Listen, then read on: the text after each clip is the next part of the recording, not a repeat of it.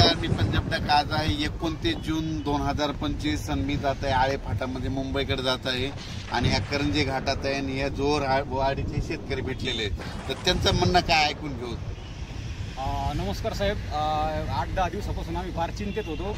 आमच्या काही पेरण्या सुद्धा रखडल्यात आणि जे पेरलंय त्याला सुद्धा आता पाण्याची गरज आहे, तर आम्हाला थोडासा अंदाज दिला तर बरं होईल। आज हे आहेत नगर जिल्ह्यातले शेतकरी, हे करंजी घाटाचे इथं बाजूला यांचं जोरवाडी गाव आहे आणि या ठिकाणून महाराष्ट्रातल्या शेतकऱ्याला अंदाज देणार आहे।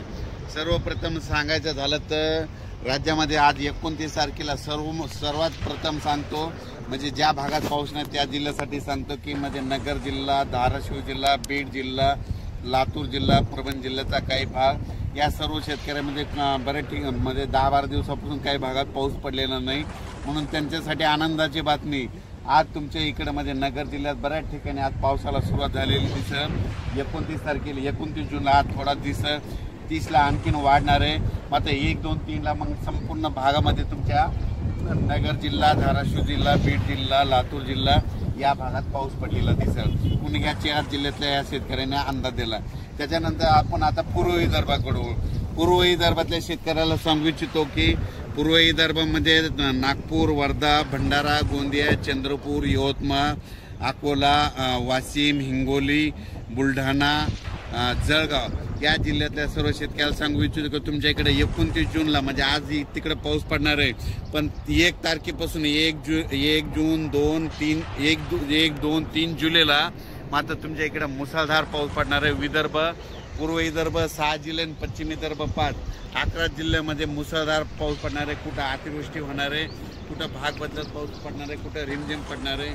पण सांगायचं झालं तर यवतमाळ जिल्ह्यामध्ये खूप जोरात पाऊस पडणार आहे, चंद्रपूरकर देखील खूप पडणार आहे, नागपूरकडे देखील खूप पडणार आहे, अमरावतीकडे जोरात पडणार आहे, अकोल्याकडे जोरात पडणार आहे, वाशिम जिल्हा जोरात राहणार आहे, हिंगोलीकडे राहणार आहे, त्याच्यानंतर अकोला, बुलढाणा जास्त राहणार आहे, जळगाव जामोद घाटाच्या खाली जास्त राहणार आहे, जळगावला जास्त राहणार आहे।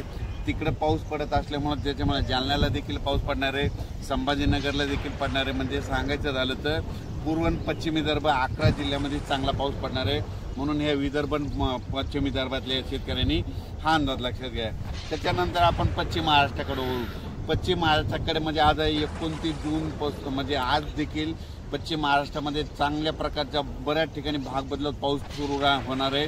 सांगलीकडं, साताऱ्याकडं, त्याच्यानंतर पंढरपूरकडे देखील, नगर जिल्ह्यात देखील बऱ्याच ठिकाणी पाऊस सुरू होणार आहे, म्हणून हे पश्चिम महाराष्ट्रातल्या शेतकऱ्यांनी अंदाज लक्षात घ्यायचा। सोलापूरकडे देखील बऱ्याच ठिकाणी पाऊस पडणार आहे, सोलापूरच्या शेतकऱ्यांना खूप पूर्ण येत आहेत, धाराशिवच्या देखील येत आहेत की पाऊस नाही, म्हणून त्यांच्या देखील आज सुरुवात होणार आहे, म्हणून त्यांच्यासाठी आनंदाची बातमी।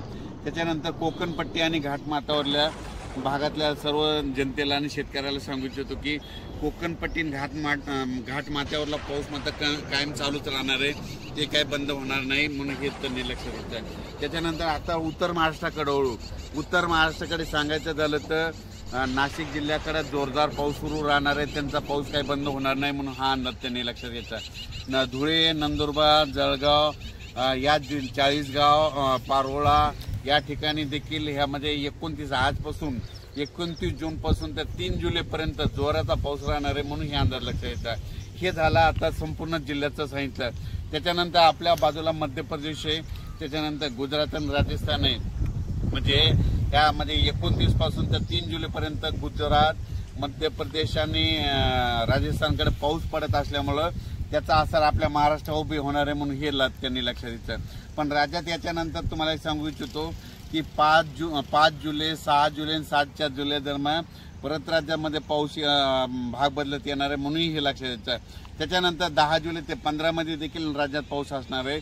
म्हणजे सांगायचं झालं तर राज्यात असा एकदम 1 महिन्याचा, 15 दिवसाचा, 20 दिवसाचा खंड पडणार नाही, पाऊस येतच राहणार। आज ह्या भागात राहिला तो दुसऱ्या भागात राहील, पण राज्यात पाऊस कंटिन्यू चालूच राहणार आहे।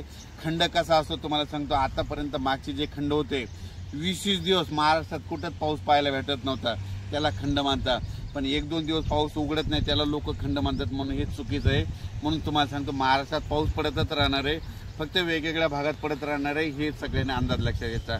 आणि हे जे अंदाज दिला आहे गेल्या वर्षी देखील या करंजी घाटामधूनच अंदाज दिला आणि त्यावेळेस देखील असाच पाऊस नव्हता, म्हणून योगायोगानं म्हणलं या ठिकाणी जात असतंय. बीडहून बघितल्याच्या नंतर म्हणलो की आता बीडवाल्याला आनंदाची बातमी, नगरवाल्याला आनंदाची बातमी, धाराशिवला आनंदाची बातमी, लातूर जिल्ह्याला आनंदाची बातमी, म्हणून या ठिकाणी अंदाज दिलेला आहे. अचानक वातावरणात बदल झाला तर लगेच एक मेसेज दिला जाईल. धन्यवाद.